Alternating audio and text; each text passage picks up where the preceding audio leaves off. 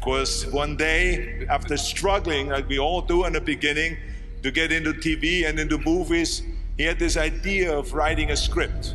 And in longhand, he wrote this script, which was Rocky.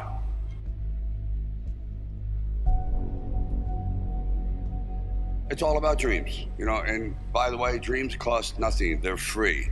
The hard part is just keeping them going, and please keep them going, because we're here for one simple reason. He believed in the dream, I believed in the dream, and our dreams come true, and there's no reason every one of yours can't either.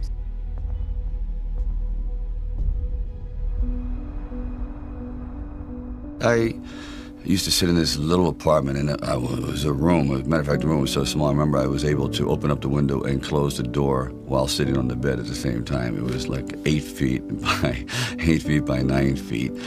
But the one thing about that room, there was really very little distraction. So I would sit there propped up in bed, and I'd go out with my big pen and legal pad and just start writing these stories. And most of them were very, very trivial, but there was something about the process of unrealized dreams. I was always brought back to this subject because I think it's one of the most enduring subjects and one of the most difficult passages for people to accept, that they never were realized in their own lifetime, that they just didn't get that shot.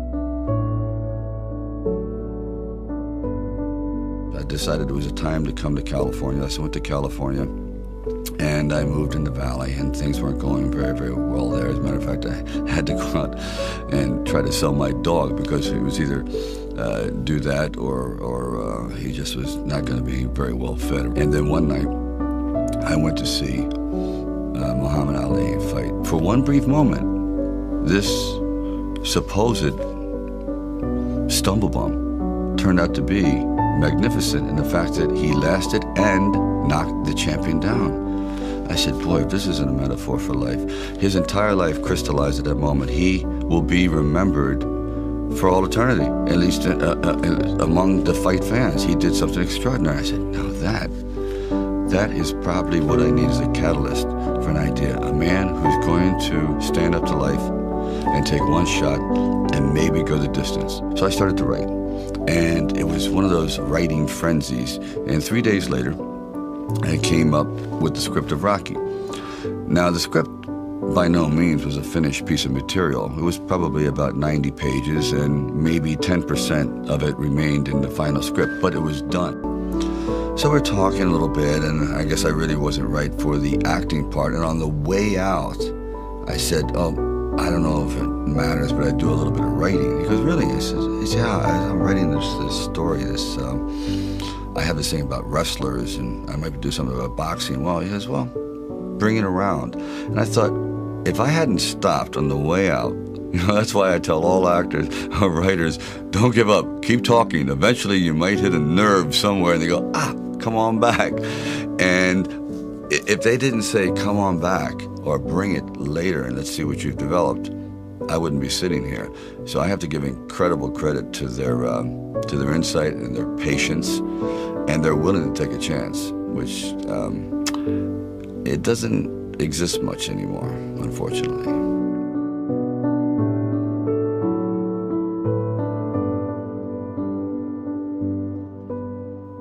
Originally, when I brought the script to them, they were fairly enthusiastic about it. The one thing they were not enthusiastic about was me playing the part, and I really can't blame them at the time. But there was something inside of me that you know, this opportunity is never going to come around. And I really wasn't used to money, and I had no idea of what I would be missing. But the temptation started to come forward. First, it was 25 grand and $100,000. I go, well, I never heard of 100,000 because I had like $106 in the bank, and like I said, I had to sell my dog, and things were not looking very, very good.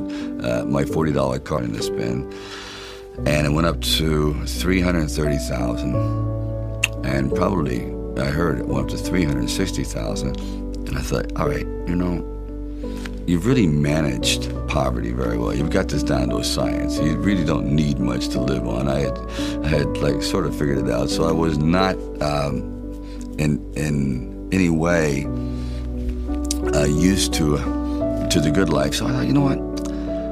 if I know in the back of my mind, if I sell the script and it does very, very well, I'm going to jump off a building.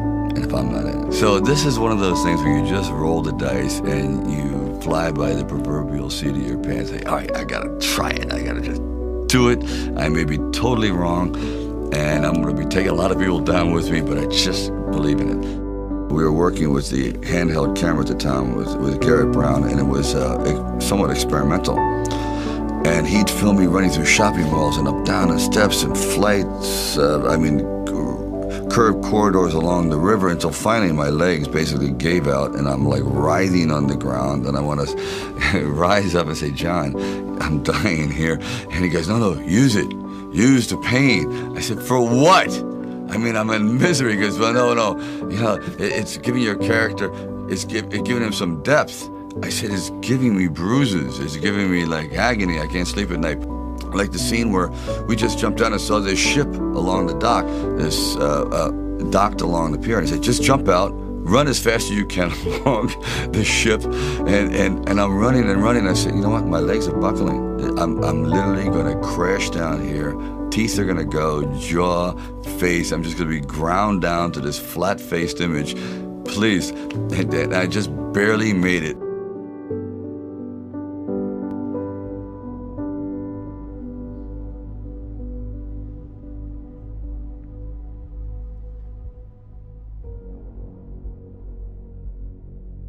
The world ain't all sunshine and rainbows. It's a very mean and nasty place, and I don't care how tough you are, it will beat you to your knees and keep you there permanently if you let it. You, me, or nobody is gonna hit as hard as life. But it ain't about how hard you hit. It's about how hard you can get hit and keep moving forward. How much you can take and keep moving forward. That's how winning is done.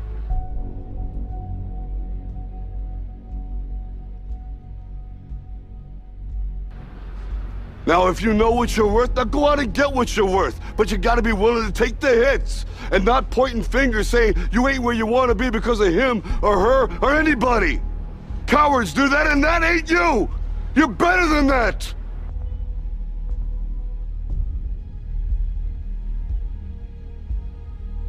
You can't be alone. To really succeed, no man really is an island. When you find the right components in your life, the right people that gel with you, then you feel as though you're invincible.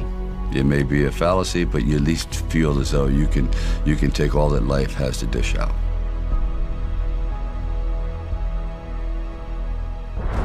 At the very end of our lives, if we can still say, you know, we were never humbled, we were knocked down, but we got up, and I can say, I lived life with integrity, and I took all the blows, as the song says, and I still prevailed.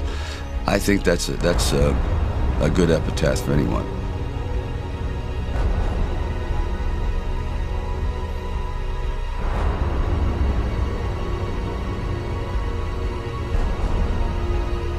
It's all about dreams, you know, and by the way, dreams cost nothing. They're free. The hard part is just keeping them going, and please keep them going, because we're here for one simple reason. He believed in the dream, I believed in the dream, and our dreams come true, and there's no reason every one of yours can't either.